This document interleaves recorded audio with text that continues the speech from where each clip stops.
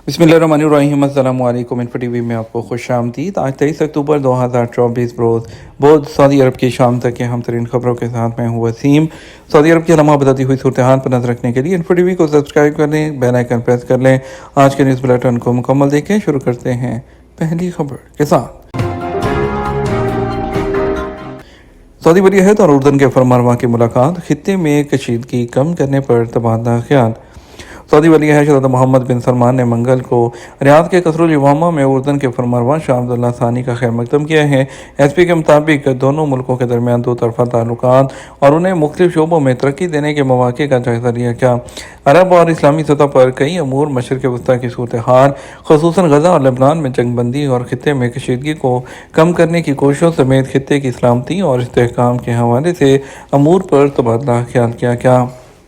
Saudi अरब के कौन कौन से इलाके हफ्ते तक बारिश की जद में रहेंगे। सऊदी महकमा शहरी दफा ने बताया कि सऊदी अरब के कई इलाकों में हफ्ता तक गरज चमक के साथ बारिश का सिलसिला जारी रहने का इम्कान है।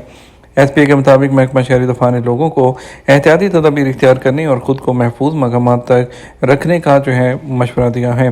सैलाब वाले मकामात, वादियों और नशेबी इलाकों के करीब ना जाएं और उन मकामात पर तैराकी से गुरेज करें। बयान में कहा गया कि बारिश के हवाले से सोशल मीडिया समेत ज़राए इब्लाग जो मुख्तलिफ हैं उनके तवस्सुत से जारी की जाने वाली हदायत पर अमल करें। मक्का मुकर्रमा रीजन के इलाके दरमियाने दर्जे से शदीद बारिश, सैलाबी सूरत हाल और कर्दरूद हवाएं चलने का इम्कान है।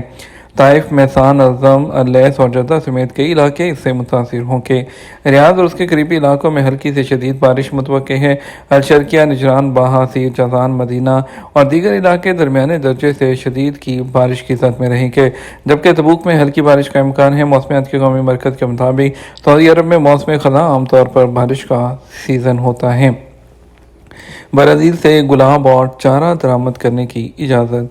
सऊदी वज़ारत ज़राअत ने मुकामी मार्केट के लिए ब्राज़ील से गुलाब और चारा दरामद करने की इजाज़त दे दी है। सऊदी अरब की वज़ारत ज़राअत और सऊदी अरब और ब्राज़ील के दरमियान तबादले को तोसी देने, ज़राई तजारत के और मुकामी मार्केट को नए ज़राए फ़राहम करना चाहती है। इससे पहले सऊदी वज़ारत ज़राअत ने मार्च में सब्जियों के बीज और मुर्गियाँ दरामद करने की इजाज़त दी थी। वाज़ेह है कि 2024 में ब्राज़ीली बरामदात के लिए सऊदी अरब 15वां मुल्क है जिसका सालाना माली हुजम $2 बिलियन अमरीकी डॉलर है। जज़ान, असीर और बाहा में बारिश, रियाद में गुबार।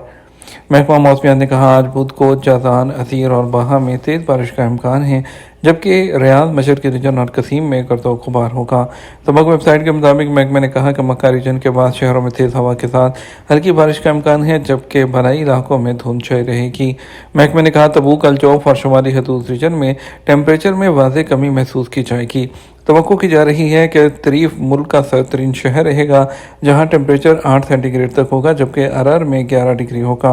मदीना मुनव्वरा के हवाले से महकमे ने कहा कि मदीना शहर के अलावा आलूला, अलहनाकिया और वादी फरा में आनमतरा गबर आलूद होगा। सऊदी अरब की यूरोपीय फुटबॉल क्लब खरीदने में दिलचस्पी। बाखबर ज़राए का कहना है कि सऊदी इन्वेस्टमेंट फ़ंड की यूरोपीय फुटबॉल क्लब खरीदने में दिलचस्पी बढ़ गई है। सबक वेबसाइट के मुताबिक मौसूल होने वाली रिपोर्ट में कहा गया कि सऊदी इन्वेस्टमेंट फ़ंड लिवरपूल और चेल्सी फुटबॉल क्लब खरीदने में गहरी दिलचस्पी रखता है। ज़राए का कहना है कि गो के चेल्सी की इंतज़ामिया इस वक्त क्लब को फ़रोख्त करने के लिए तैयार नहीं, ताहम लिवरपूल के मालिकान मुनासिब पेशकश पर क्लब फ़रोख्त कर सकते हैं। वाज़ेह है कि सऊदी इन्वेस्टमेंट फ़ंड खेलों के शोबे में इन्वेस्ट को तोसीह देना चाहता है। ये तोसीह फ़ंड की पॉलिसी का हिस्सा है जो सऊदी हुकूमत की पॉलिसी के ऐन मुताबिक है, जिसके तहत हुकूमत खेलों के शोबे को मुकामी सतह पर और आलमी पैमाने पर तोसीह दे सकती है। सऊदी इकॉनमी की शरह नमू GCC में सबसे ज़्यादा। आलमी मालियाती फ़ंड के एक तजिए के मुताबिक सऊदी इकॉनमी 2024 में 1.5, जबकि 2025 में 4.6% बढ़ेगी। अरब न्यूज़ के मुताबिक ताज़ा तरीन रिपोर्ट से ज़ाहिर होता है कि 2025 के इख्तिताम तक सऊदी अरब की मुतवक्के शरह नमू GCC मुल्कों में सबसे ज़्यादा होगी। ये रिपोर्ट आलमी बैंक की पेशगोई के सिर्फ 2 दिन बाद सामने आई है, जिसमें कहा गया था कि इस साल सऊदी इकॉनमी में 1.6% इजाफा होगा, जो 2025 में बढ़कर 4.9% हो जाएगी।